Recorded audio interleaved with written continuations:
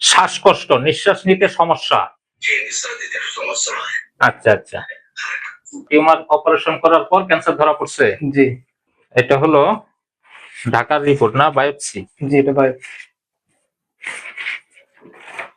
প্রথমে এটা ধরা পড়ছিল না? জি। গলায় টিউমার। জি। আচ্ছা, সম্মানিত দর্শক, সালামুন আলাইকুম। আমি ডাক্তার মোহাম্মদ আব্দুল লতিফ সিরাজি, ঢাকা হোমিও ক্লিনিক, রাজশাহী। আজকে একজন পেশেন্ট সৈয়দপুর থেকে আসছেন। ওনার বাবা গলায় টিউমার হয়ে অপারেশন করার পর সেখানে রিপোর্ট বায়োপসি রিপোর্টে ক্যান্সার ধরা পড়ে। তো এখন কেমো দিতে বলছে, ইনারা কেমো দিচ্ছেন না। তা আমার সন্ধান পান। আমার সন্ধান কিভাবে পেলেন? সন্ধান আমি ফোনে ফেসবুকে দেখছি। ফেসবুকে অন্য রোগীর ভিডিও ভালো হওয়া দেখে আমার কাছে আসেন। জি জি। রোগী নিয়ে আসেন নাই, রোগী হলো আপনার বাবা। রোগী হলো ইনার বাবা। তো রোগী আনতে পারে নাই, খুব সিরিয়াস অবস্থা। একটু ভিডিও কলে কথা বলবো। সালামুন আলাইকুম। জি, আপনার কি কি সমস্যা হয় একটু আমাকে বলেন।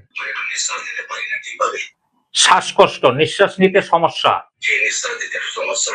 আচ্ছা আচ্ছা, তারপর খাওয়া দাওয়ার?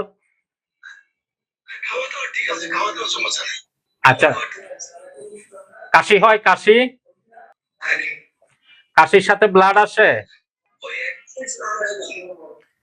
আচ্ছা, কফ আসে? কফ হয়?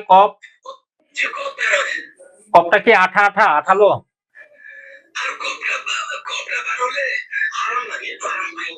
ভিতর থেকে কফ বাইর হলে একটু ভালো লাগে। আচ্ছা, আমি বলছি কফটা কি আঠালো? আঠা মানে ফেলাইতে নিলে পড়ে না, তারের মতো ঝুলে? আচ্ছা আচ্ছা, তারের মতো ঝুলে। তো সম্মানিত দর্শক, এ ধরনের ক্যান্সার রোগীর জন্য হোমিওপ্যাথিতে সবচেয়ে ভালো ট্রিটমেন্ট রয়েছে। আপনারা যারা কেমো দিচ্ছেন ভাবছেন বা কেমো দিয়েছেন, বা অনেক রোগী দেশের বাইরে, ইন্ডিয়া, বিভিন্ন জায়গায় গেছেন, যারা ভালো হচ্ছেন না, আশা করি তারা ভালো একজন হোমিওপ্যাথ ডাক্তারের শরণাপন্ন হবেন এবং তার পরামর্শ অনুযায়ী ট্রিটমেন্ট নেবেন। আশা করি আপনি ক্যান্সার থেকে মুক্তি লাভ করবেন। ভালো থাকবেন। সালামুন আলাইকুম।